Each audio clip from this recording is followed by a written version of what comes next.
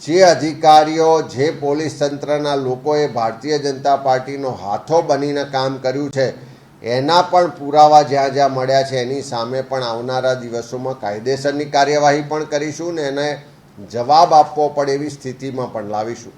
Overall આ સમીક્ષા બેઠક બાદ નવેસરથી દરેક જિલ્લામાં જઈ ઉમેદવારો સાથે કાર્યકરો સાથે વિસ્તૃત સંવાદ કરવામાં આવશે અને 2027ના મિશન સાથે જમીન પરથી સંગઠનને મજબૂત કરી ફરીથી લોકો વચ્ચે જવાના કાર્યક્રમો સાથે કોંગ્રેસ પાર્ટીને અમારું નેતૃત્વ કાર્યકરો આગળ વધશે.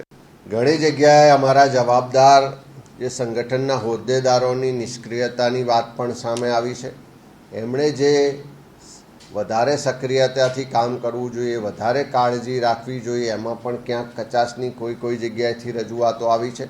એટલે બધી જ રીતે સંગઠનમાં જ્યાં કમીઓ રહી ગઈ છે એનો પણ અભ્યાસ કરીએ છીએ. અમારા આગેવાનો કાર્યકરોની નિષ્ક્રિયતા બાબતે પણ ક્યાંક જે ફરિયાદો છે એની પણ સમીક્ષા કરીએ છીએ.